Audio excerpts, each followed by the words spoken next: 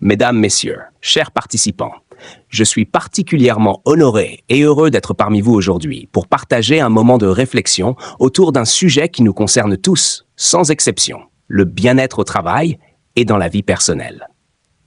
Nous vivons dans une époque fascinante. Une époque caractérisée par des progrès extraordinaires, par des innovations technologiques impressionnantes, par des transformations économiques rapides et par des opportunités qui, il y a seulement quelques décennies, auraient semblé presque impossibles. Jamais dans l'histoire de l'humanité, nous n'avons disposé d'autant d'outils pour travailler plus vite, communiquer plus facilement et accéder à l'information instantanément. Le monde est devenu plus connecté, plus dynamique et parfois même plus exigeant. Mais derrière cette modernité et cette accélération permanente se cache une question fondamentale que beaucoup d'entre nous commencent à se poser avec de plus en plus d'insistance. Comment vivre pleinement dans un monde qui va toujours plus vite? Comment réussir professionnellement sans perdre l'essentiel? Comment concilier performance, ambition et équilibre personnel? Comment construire une carrière solide tout en préservant sa santé, sa sérénité et ses relations humaines? Ces questions ne concernent pas uniquement les dirigeants d'entreprise, les responsables des ressources humaines ou les spécialistes du management. Elles concernent chacun d'entre nous, quel que soit notre métier, notre âge ou notre parcours. Car au fond, derrière chaque organisation, chaque entreprise et chaque institution, il y a une réalité simple et essentielle. Des femmes et des hommes qui travaillent, qui espèrent, qui créent, qui doutent parfois, mais qui cherchent tous à donner un sens à leur vie et à leurs efforts. Le travail occupe une place centrale dans nos existences. Pour beaucoup d'entre nous, il représente une grande partie de notre temps, de notre énergie et de nos aspirations. Il peut être une source d'accomplissement, de créativité, d'apprentissage et de fierté. Mais il peut aussi, dans certaines situations, devenir une source de pression, de fatigue, voire de déséquilibre. C'est précisément pour cette raison qu'il est essentiel de prendre un moment pour réfléchir collectivement à cette question du bien-être.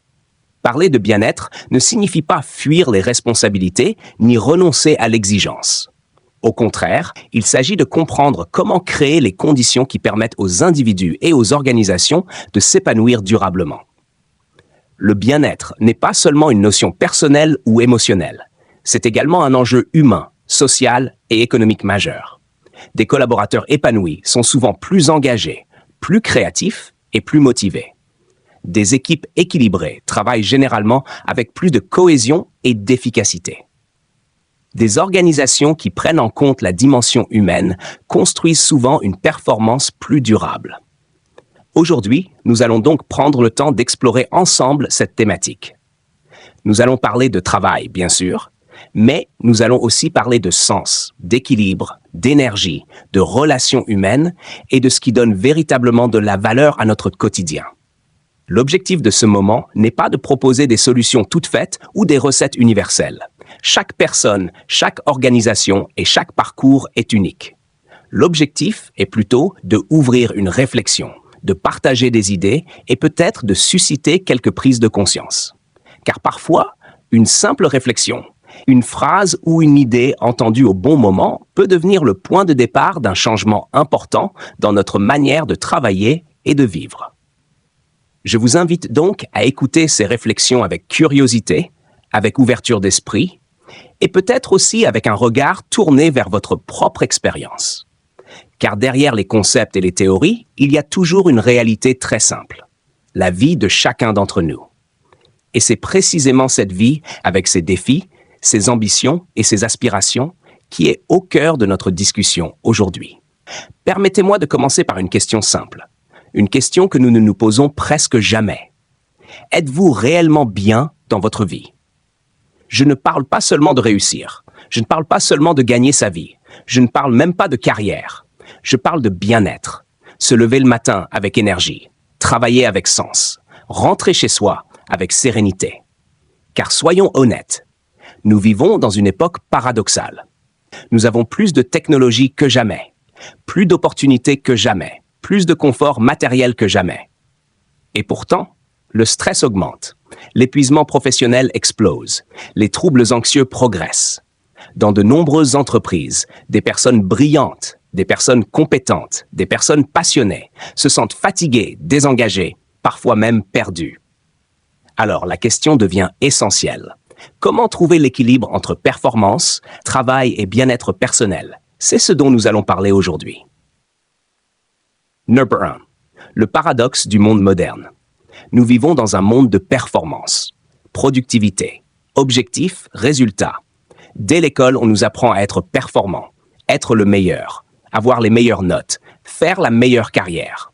Mais très peu de personnes nous apprennent une chose essentielle. Comment bien vivre, comment gérer son énergie, comment préserver son équilibre, comment rester heureux tout en travaillant. Résultat, beaucoup de personnes réussissent leur carrière, mais échouent à préserver leur bien-être. Et un jour, elles se réveillent avec cette pensée « J'ai travaillé dur, mais est-ce que j'ai vraiment vécu ?» Numéro 2. Le travail n'est pas l'ennemi. Je voudrais clarifier quelque chose immédiatement. Le travail n'est pas le problème. Au contraire, le travail peut être une source immense de satisfaction. Un travail peut donner du sens, créer de la fierté, développer des compétences, construire des relations humaines fortes. Le problème n'est donc pas le travail. Le problème est la façon dont nous vivons notre travail. Lorsqu'un travail détruit notre énergie, envahit toute notre vie, nous coupe de nos proches ou nous prive de sens, alors il devient toxique. Et c'est là que le bien-être devient une priorité. Numéro 3. Le danger du stress chronique. Le stress n'est pas forcément mauvais. Un peu de stress peut même être utile. Il peut nous motiver, nous pousser à agir, nous rendre plus performants. Mais le stress chronique est une autre histoire. Lorsqu'une personne vit constamment sous pression, son sommeil se dégrade, sa concentration diminue, sa santé se fragilise, sa créativité disparaît. Et surtout, sa joie de vivre s'éteint progressivement. Beaucoup de personnes vivent cela sans même s'en rendre compte. Elles disent « je suis juste fatiguée », mais en réalité, elles sont épuisées intérieurement. À 4. Le piège de la culture du « toujours plus ». Dans certaines organisations, il existe une culture invisible, une culture du « toujours plus ». Plus de travail, plus de disponibilité, plus de rapidité. Répondre aux emails le soir, travailler le week-end, rester connecté en permanence. Mais cette logique pose une question fondamentale. Si nous ne nous arrêtons jamais, quand vivons-nous? Car la vie n'est pas seulement une suite de réunions. La vie, ce sont aussi des moments avec sa famille, des discussions avec des amis, du temps pour soi, du silence, de la créativité, de la respiration. Sans ces moments, l'existence devient mécanique. Numéro 5. L'équilibre n'est pas une faiblesse. Pendant longtemps, l'équilibre a été perçu comme un manque d'ambition, comme si prendre soin de soi signifiait manquer de motivation. Mais la réalité est tout l'inverse. Les personnes les plus performantes sur le long terme sont souvent celles qui savent récupérer, savent se déconnecter, savent préserver leur énergie. Un marathon ne se court pas comme un sprint. La carrière, non plus. Numéro 6, les 3 piliers du bien-être. Le bien-être durable repose sur 3 piliers. 1. Le sens. Pourquoi faisons-nous ce que nous faisons? Les personnes qui comprennent le sens de leur travail sont plus engagées. Elles ressentent que leur contribution a une valeur. Sans sens, le travail devient une simple obligation. Avec du sens, il devient une mission. 2. L'énergie. Notre énergie est une ressource précieuse. Elle dépend de nombreux facteurs. Le sommeil, l'activité physique, l'alimentation, les pauses, l'équilibre mental. Un employé épuisé ne peut pas être créatif. Un manager fatigué ne peut pas inspirer. Les relations humaines. Le bien-être au travail dépend énormément des relations. Un bon environnement peut transformer une journée difficile en moment supportable. À l'inverse, un climat toxique peut rendre n'importe quel poste insupportable. Nous sous-estimons souvent la puissance de la bienveillance. Numéro 7. Le rôle des entreprises. Les organisations ont un rôle immense à jouer. Un environnement de travail sain ne se construit pas par hasard. Il repose sur plusieurs éléments. Une culture de respect, une communication ouverte, des objectifs réalistes, une reconnaissance sincère. Les entreprises qui investissent dans le bien-être découvrent quelque chose d'intéressant. Les employés heureux sont souvent plus créatifs, plus fidèles, plus engagés, plus performants. Le bien-être n'est donc pas un luxe, c'est un investissement stratégique. Numéro 8. Le rôle des individus. Mais il serait injuste de tout attendre des organisations. Nous avons également une responsabilité personnelle.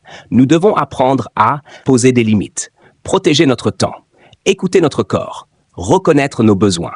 Dire non n'est pas un signe de faiblesse. C'est parfois un acte de respect envers soi-même. Numéro 9. La redécouverte du temps. Le bien-être commence souvent par une prise de conscience.